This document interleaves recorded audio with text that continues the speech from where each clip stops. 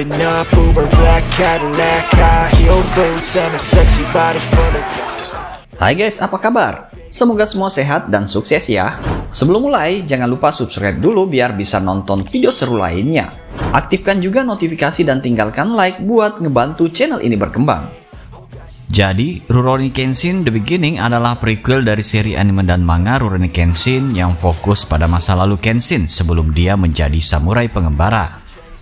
Film ini mengisahkan tentang saat Kenshin masih menjadi anggota pasukan Chosu dan terlibat dalam peperangan melawan pasukan Shogun. Film ini benar-benar keren guys. Aksi pedangnya bikin kamu ngerasa kayak lagi nonton samurai movie zaman dulu. Tapi di samping itu ada juga aspek dramanya yang gak kalah menarik. Kita bisa melihat bagaimana Kenshin berjuang dengan masa lalunya dan keputusan sulit yang harus diambil. Kalau kamu adalah penggemar Rurouni Kenshin, pasti nggak boleh melewatkan film ini. Tapi bahkan kalau kamu nggak pernah nonton animenya, kamu masih bisa menikmati aksi dan dramanya yang keren banget. Tapi bagi yang belum pernah nonton Rurouni Kenshin sebelumnya, mungkin agak kesulitan untuk mengikuti jalan ceritanya. Jadi saya saranin untuk cek di playlist yang sudah saya buat. Nah, langsung saja ini dia alur ceritanya. Yuk, semongko.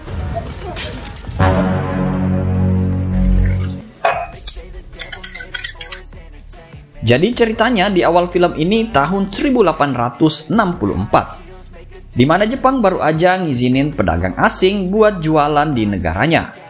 Waktu itu pemerintahannya dipegang sama kelompok samurai Shogun, tapi ada beberapa kelompok yang pengen memberontak dan balikin pemerintahan ke kekaisaran sebelumnya. Nah, akibatnya dua faksi ini bentrok dan pertempuran merata ke seluruh daratan. Kelompok Satsuma, Aizu, Tosa, dan Chosu adalah yang pengen gulingin kelompok kesogunan. Scene-nya berpindah ke rumah keluarga Tsushima di Kyoto. Mereka mau ngeburder seorang pemuda yang jadi anggota pemberontak Shogun bernama Kenshin. Setelah interogasi dan siksaan yang brutal, salah satu samurai dari keluarga Tsushima mendekat ke Kenshin buat mengintimidasi. Tapi tiba-tiba Kenshin malah gigit telinganya dan berontak.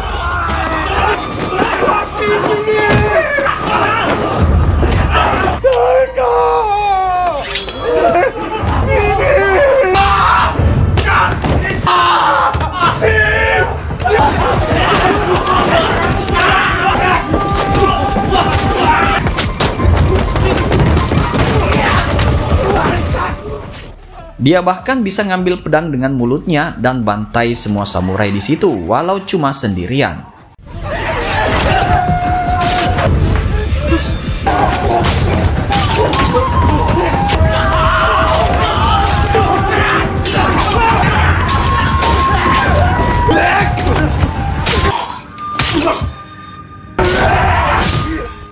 Setelah itu, Komandan Samurai Hajime Saito dan polisi samurai datang ke sana dan lihat semua anggota keluarga Tsushima yang udah terbunuh. Mereka yakin kalau pembantaian ini berhubungan dengan status keluarga Tsushima yang setia dukung kelompok Shogun. Malam itu, Kenshin ngekill beberapa samurai dari klan pendukung partai Shogun lagi.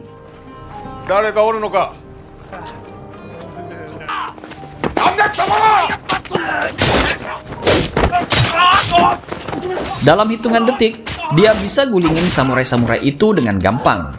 Cuma tersisa satu samurai muda yang merayu Kenshin untuk nggak dibunuh. Si samurai muda merayu biar Kenshin ngasih dia kesempatan hidup. Alasannya, masih punya orang yang dicintai dan pengen dia lindungi. Tapi, meski samurai muda itu merengek minta ampun, Kenshin tetap tega dan ngelakuin serangan beberapa kali.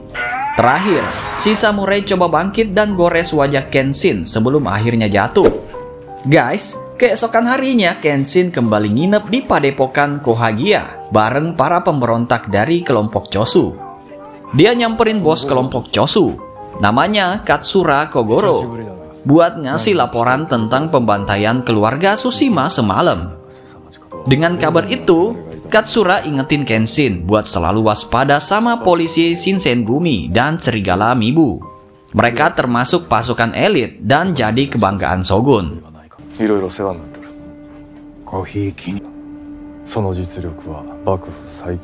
Terus flashback setahun sebelumnya di kuil Amida Iki.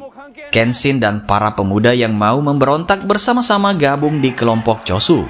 Mereka udah ngumpulin senjata dan samurai-samurai terbaik buat jadi pasukannya. Kenshin baru join hari itu dan langsung diajakin duel oleh salah satu anggota Chosu. Awalnya dia menolak karena nggak mau ngelawan teman sendiri. Tapi si bos kelompok Chosu maksa dia buat nampilin kemampuan. Setelah dapat pedang dari si bos, Kenshin gampang banget menang dan bikin malu samurai lawannya. Si bos kagum banget sama gerakan Kenshin dan nanya jurusnya apa. Terus Kenshin jawab, namanya Hiten Mitsurugi Ryu.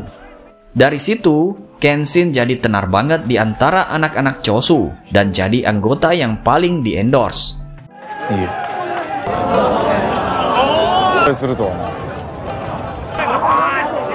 Katsura tertarik dan suka dengan kemampuan Kenshin dan jadi sering ngasih dia tugas buat jadi assassin. Tapi Katsura juga ngerasa kalau Kenshin masih punya hati yang baik walaupun udah bunuh banyak orang. Kembali ke masa sekarang, si Kenshin mampir ke kedai Nagura buat ngebos mood dengan minum sake. Malam itu, pemuda samurai yang dia habisin beberapa waktu lalu terngiang-ngiang terus di otaknya. Seolah-olah doi bikin kesan yang berbeda dari korban lainnya. Tiba-tiba ada cewek cakep nongol dan duduk di meja yang sama dengan Kenshin. Di sisi lain, ada juga dua cowok miris yang mulai ganggu doi dan berusaha memikat gadis itu. Si Kenshin kesel banget dan suruh mereka keluar atau mereka akan jadi arwah. Tapi mereka malah stay di situ.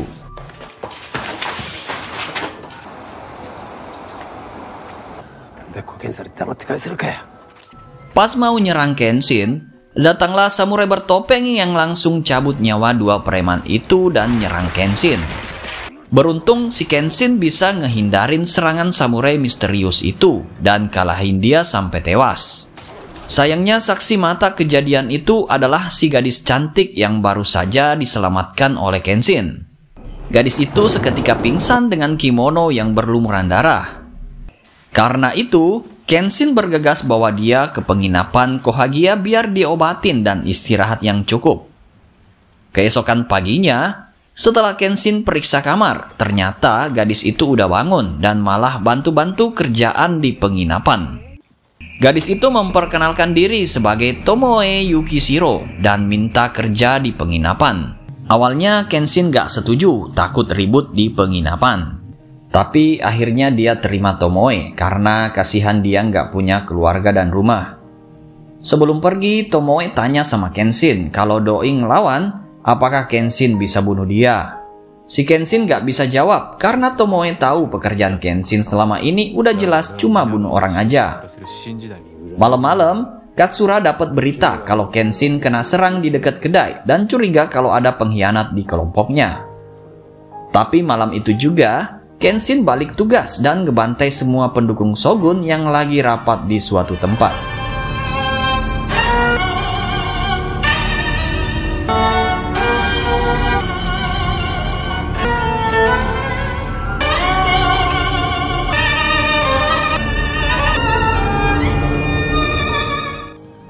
Sementara itu, Tomoe diam-diam nulis perasaannya di buku harian setiap malam.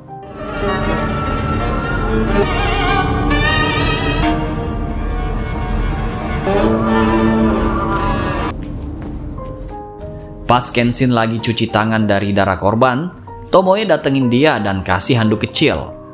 Dia udah kebiasaan sama Kenshin yang membunuh setiap waktu tanpa nanya siapa yang dia bunuh.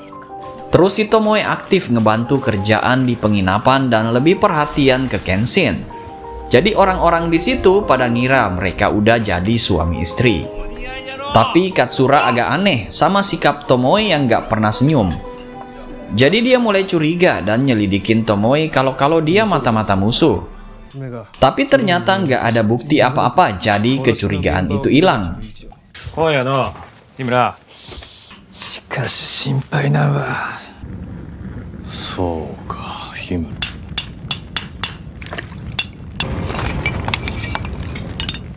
Suatu hari, seorang pengrajin pedang kasih salah satu pedang terbaiknya yang ditempa khusus buat Kenshin. Namanya Araisaku.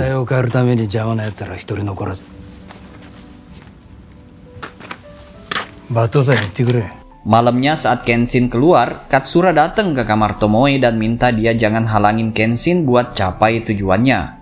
では私に来ようという。斬首された吉田松陰先生に含み置いてほしい。鈍らせんでほしい。 Katsura bilang mereka harus gila-gilaan buat menumbangkan pemerintahan Shogun yang udah 300 tahun berkuasa. 桂様からお預かりしました。お付き合いいただけますか？ Besoknya, Tomoe bawa Kenshin ke pusat kota festival dan mereka nonton permainan anak-anak di atas panggung. Pada kesempatan itu, Tomoe tanya ke Kenshin apakah ia bakal terus korbanin banyak nyawa buat capai tujuannya. Kenshin jawab kalau dia bakal ngelakuin apa aja buat dapetin era baru yang damai di negara itu. Di sisi lain, si komandan polisi Shinsengumi bernama Kondo berhasil nangkep satu anggota kelompok pemberontak Chosu yang namanya Furutaka. Terus dari sana mereka baru tahu kalau kelompok Chosu mau bakar istana dan nyulik kaisar buat dibawa ke wilayah Chosu. Dengar kabar itu, si Panglima Kondo ngomong buat pasukannya buat nangkep semua anggota kelompok pemberontak Chosu, hidup atau mati. 以上10名が局長の東堂平介、それから宗師。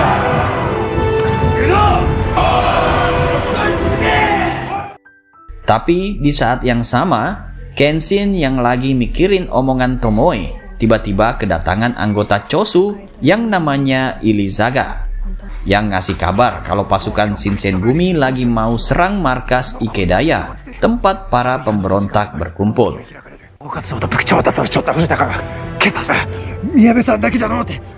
Kabar itu bikin Kenshin buru-buru lari ke markas Ikedaya buat bantuin kelompok pemberontak Chosu lawan pasukan Shinsengumi.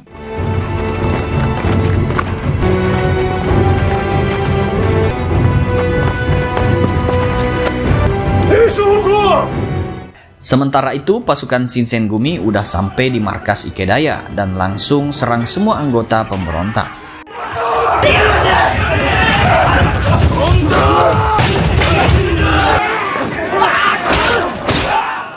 Pertempuran dahsyat antara kelompok pemberontak lawan kelompok pendukung Shogun berlangsung dengan sengit dan bikin banyak orang jadi korban.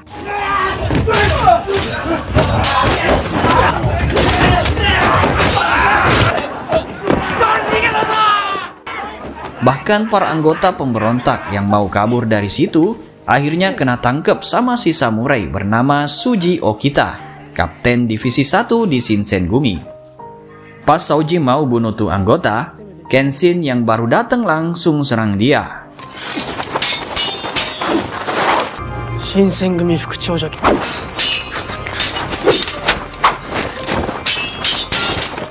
Duel sengit antara mereka berlangsung dengan sangat epik. 抜刀斎を行かせるわけにはいきません。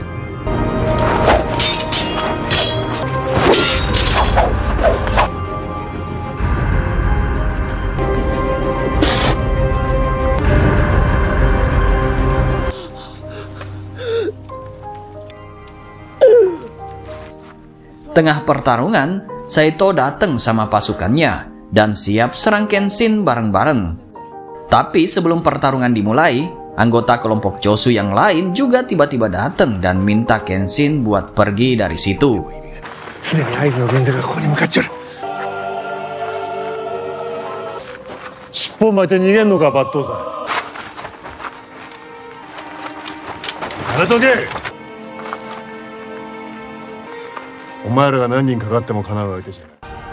Malam itu terjadi battle royal antara kelompok Chosu dan pasukan Shogun yang bikin sebagian besar kota Kinmon jadi abu.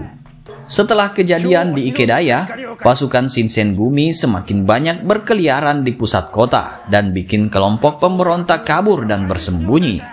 Jadi para anggota Chosu dan Kenshin makin waspada.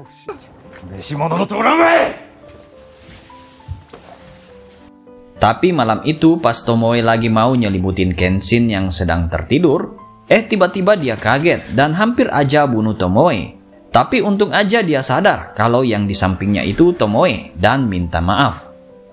Kenshin bilang dia nggak akan pernah bunuh Tomoe, bahkan kalau Tomoe menghunus pedang kepadanya. 今のあなたにはあなただけは絶対に切りはしない。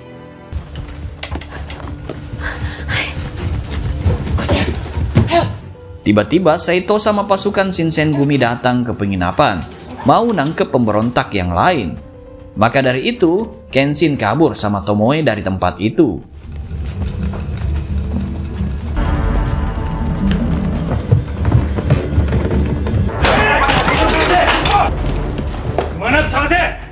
Keesokan harinya, Katsura ketemu sama Kenshin yang lagi bersembunyi di sebuah toko. Dia saranin Kenshin buat pergi ke tempat yang jauh hingga situasinya kondusif. Terus Katsura suruh Tomoe numpang tinggal sama Kenshin dan pura-pura jadi istrinya.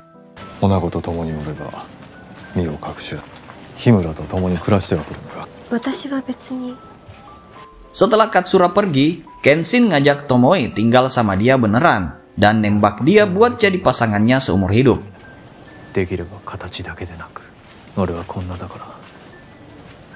Pas mereka jalan cukup jauh dari kota, akhirnya mereka sampai di sebuah rumah kecil di luar Kyoto. Sehari-hari Kenshin jadi petani sambil nyambi nguli dan Tomoe bantuin dia dengan masak-masak dan panen sayuran. Mereka makin deket satu sama lain, kayak pasangan yang lagi pacaran dan damai-damai aja. Suatu hari, Kenshin ngaku kalau dia rasain kebahagiaan yang belum pernah dia rasain sebelumnya selama hidup sama Tomoe. Beberapa hari kemudian, Ilisaka mendatangi mereka berdua dan kasih duit biar mereka bisa melanjutkan hidup.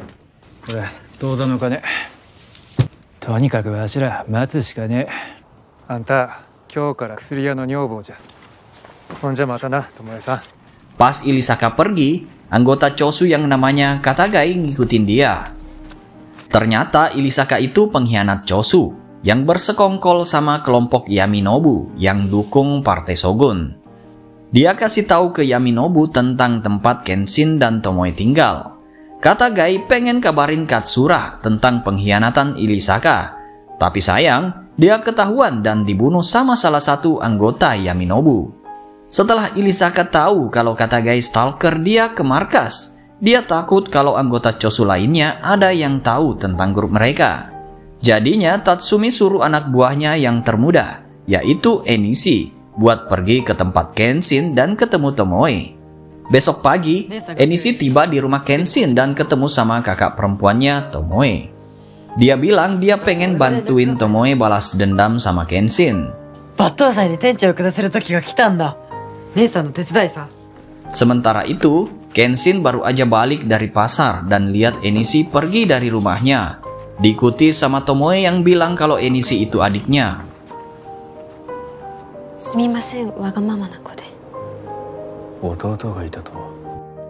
Sore harinya, Tomoe akhirnya cerita semuanya sama Kenshin tentang keluarganya. Ibu mereka meninggal waktu Enishi lahir. Jadi ayah mereka, samurai rendahan jadi single parent. Karena nggak pernah mendapatkan kasih sayang dari ibu, Enishi jadi sering buat keputusan yang salah. Tomoe sendiri tadinya udah bertunangan sama teman masa kecilnya yang udah jadi samurai. Tapi dia meninggal beberapa hari sebelum nikah. Kenshin lihat Tomoe sedih, jadi dia peluk dan nyoba tenangin. Dia janji nggak bakal bunuh orang lagi pas era baru tercapai dan pengen bikin Tomoe bahagia selamanya.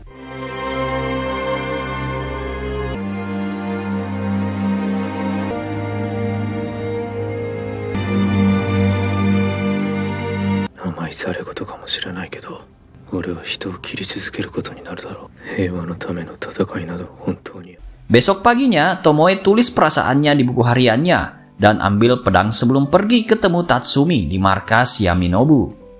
Ternyata kelompok Yaminobu hanya manfaatkan Tomoe buat mendekati Kenshin dan mencari titik lemahnya biar bisa mudah bunuh dia. Pas Tomoe sampai di markas Yaminobu buat bagi info tentang Kenshin, dia kaget karena cuma nemuin Tatsumi sendirian. Ternyata Tatsumi udah kirim pasukannya buat jebak dan bunuh Kenshin tanpa Tomoe tahu. Tatsumi curiga Tomoe bohong soal informasi tentang kelemahan Kenshin karena dia udah terlanjur bucin. Di sisi lain, Kenshin yang baru bangun tidur langsung panik karena Tomoe nggak ada di rumah. Dia pun bergegas keluar mencarinya sampai di hutan. Terus nggak lama kemudian, Ilisaka datang ke dia dan ngasih tahu kalau Tomoe sebenarnya mata-mata musuh yang disuruh untuk memantau dia.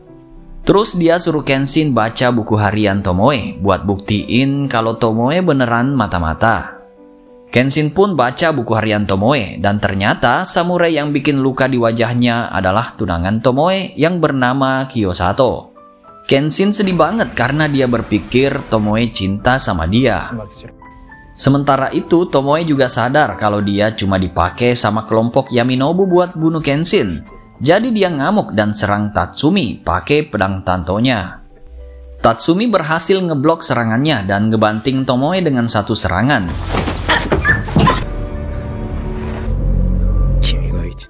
Terus pas Kenshin lagi jalan ke kuil, dia diserang sama Nakajo pakai anak panah dan jebakan yang udah disiapin. Nakajo pikir Kenshin udah parah terluka, jadi dia mau langsung bunuh Kenshin aja. Tapi ternyata Kenshin cepetan sembelih tangan Nakajo dan bikin dia kehilangan banyak darah.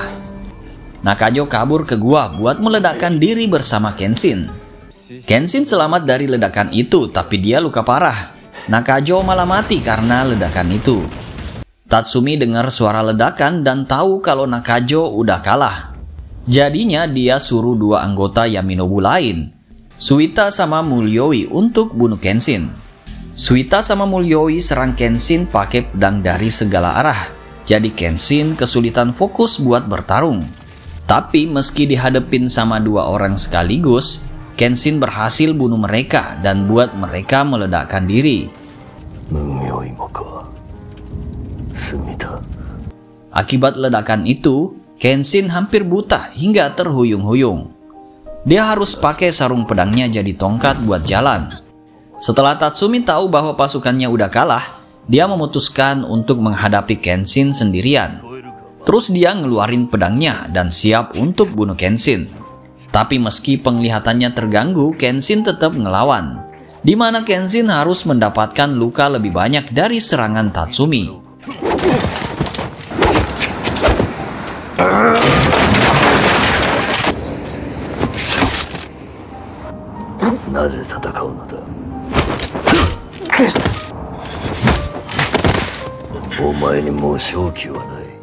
Di saat yang sama, Tomoe yang sebelumnya disiksa sama Tatsumi nyoba bangkit dan bantu Kenshin. Akhirnya pas Tatsumi mau serang terakhir ke Kenshin, dia sengaja biarin serangan itu kena bahunya biar bisa cari tahu keberadaan dan posisi Tatsumi. Nah, saat itu Kenshin balik nyerang Tatsumi, lalu tanpa disangka, Tomoe menerobos dan pasang badan buat menghentikan serangan dari Kenshin. Tomoe lebih memilih kalau lebih baik dirinya yang menikam Tatsumi daripada Kenshin yang melakukannya. Jadi pada akhirnya Tatsumi mati kena serangan Tomoe, dan Tomoe juga mati kena pedang Kenshin. Pas Kenshin udah pulih penglihatannya, dia nemuin Tomoe lagi di depannya dengan luka pedang yang parah. Sebelum Tomoe ngembusin napas terakhir, dia minta maaf sama Kenshin dan kasih goresan di wajahnya buat kenang-kenangan. Terus Kenshin harus nerima kalau wanita yang dia cintainya mati di pelukannya. Beberapa hari setelah kematian Tomoe, Katsura datang ke rumah Kenshin dan ngomong kalau mata-mata di kelompok mereka sebenarnya adalah Ilisaka. Terus dia udah kirim seorang pendekar pedang buat buru Ilisaka. Mendengar itu, Kenshin ngomong kalau dia bakal terus berjuang sampai tujuan mereka tercapai dan era baru lahir di tanah mereka. Dia bilang dia nggak bakal pernah pakai pedangnya lagi kalau tujuannya itu udah tercapai. Setelah Katsura pergi, Kenshin baca buku harian Tomoe dan nemuin perasaan sebenarnya dari Tomoe. Dia akhirnya tahu kalau Tomoe awalnya mau bunuh dia, tapi perasaannya berubah seiring waktu dan dia mulai cinta Kenshin. Tomoe ngerasa kalau perasaan cinta itu karma dari niat balas dendam yang dia lakukan buat kematian tunangannya. 私の預かり知らぬところで彼は死ぬ。今日を離れ、誰かを憎まないと気が狂ってしまい、切った数よりあの人を本当に愛して。 Setelah baca buku harian, Kenshin bakar rumah dan tubuh Tomoe yang udah tak bernyawa.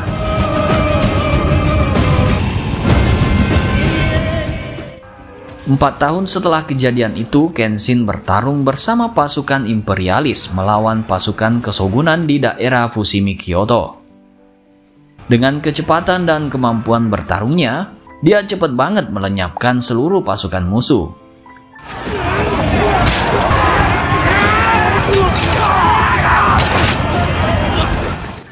Setelah pertempuran panjang, pasukan kekaisaran akhirnya menang dan era baru Jepang dimulai. Setelah kemenangan itu diumumin, Saito minta Kenshin bertarung sendirian karena pertempuran mereka sebelumnya belum selesai. Tapi Kenshin lebih milih ninggalin pedangnya dan jaga janjinya sama Tomoe buat nggak bertarung lagi setelah era baru datang. Film tamat. Dari film ini bisa kita pelajari kalau cinta buta itu berbahaya banget. Karena nanti ekspektasi kita bakal bikin kita sakit hati sendiri. Jangan lupa subscribe channel ini buat nonton video keren lainnya. Aktifin notifikasi dan kasih like biar channel ini makin jaya. Makasih udah nonton. Yuk ketemu lagi dan bye-bye.